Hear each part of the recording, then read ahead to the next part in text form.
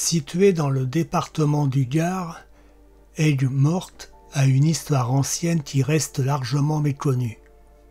Toutefois, on sait qu'en 791, Charlemagne fait ériger la tour Matafer au cœur des marécages pour protéger pêcheurs et ouvriers des Salins.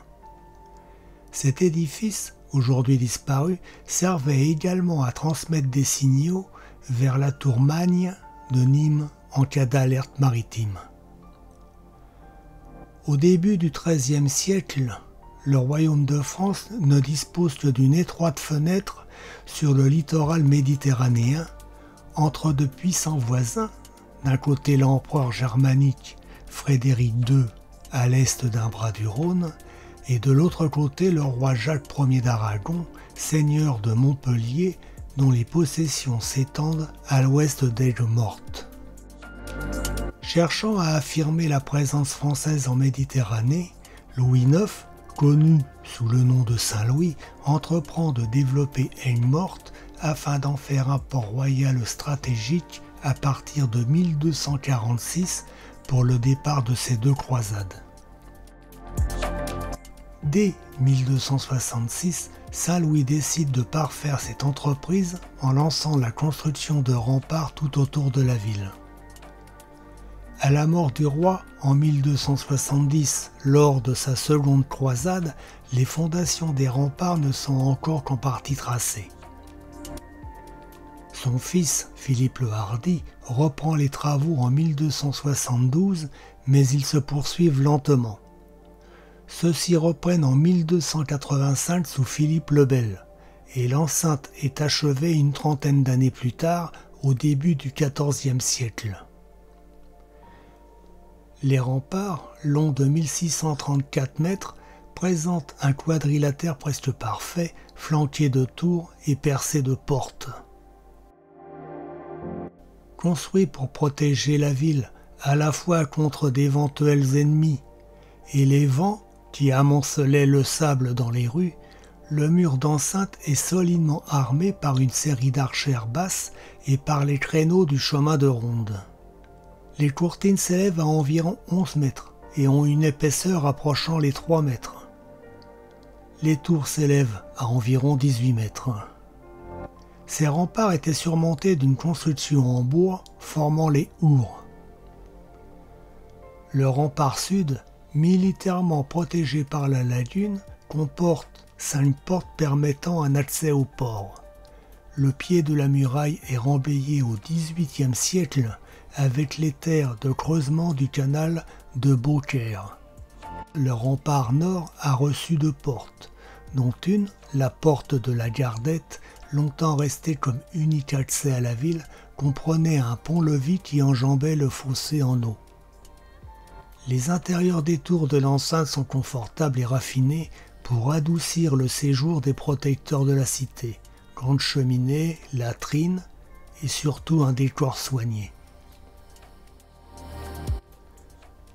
Conçue pour protéger le port et la cité d'Aigues-Mortes, la tour de Constance est le pilier défensif qui a fonctionné comme un sas de sécurité d'un château, détruit en 1421 et reconstruit plus tard, avant de finalement laisser place au XVIe siècle au logis du gouverneur. La tour est une merveille d'ingénierie médiévale, dotée de mécanismes défensifs sophistiqués. Elle comprend un cul de basse-fosse, une salle basse, la salle des gardes,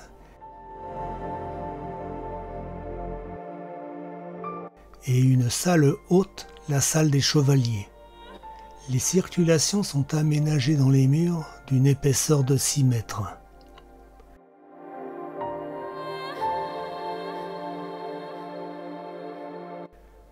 Au sommet de la tour se trouve une plateforme surmontée d'une tourelle abritant un phare qui guidait les bateaux et veillait à ce qu'ils s'acquittent du droit de douane.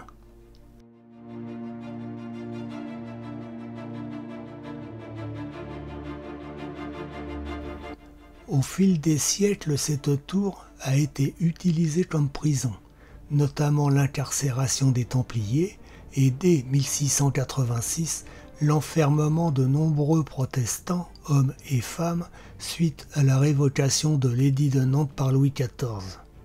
Marie Durand, qui fut incarcérée pendant 38 ans, est sans doute l'emblème des captifs de la tour.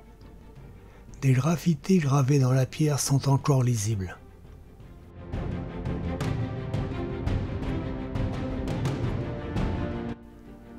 La place Saint-Louis est le cœur touristique de la cité. Au centre, face à l'entrée principale de la porte de la Gardette, est érigée la statue de Saint-Louis, œuvre de James Pradier en 1849. Notre-Dame des Sablons, mentionnée depuis 1260, fut construite du vivant de Saint-Louis. De style gothique, elle subit de nombreuses transformations durant les siècles. Elle reste fermée de 1738 à 1744, date à laquelle des restaurations sont entreprises. Pendant la Révolution, l'église sert de temple décadaire, de caserne et d'entrepôt à sel. Ce n'est qu'en 1804 que Notre-Dame des Sablons redevient une église.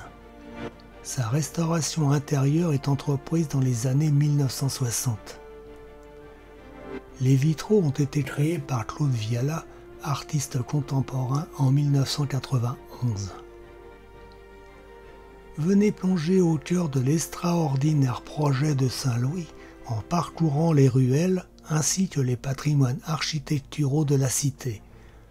Empruntez le chemin de ronde pour découvrir la ville et le panorama sur les eaux rosées du célèbre Salin.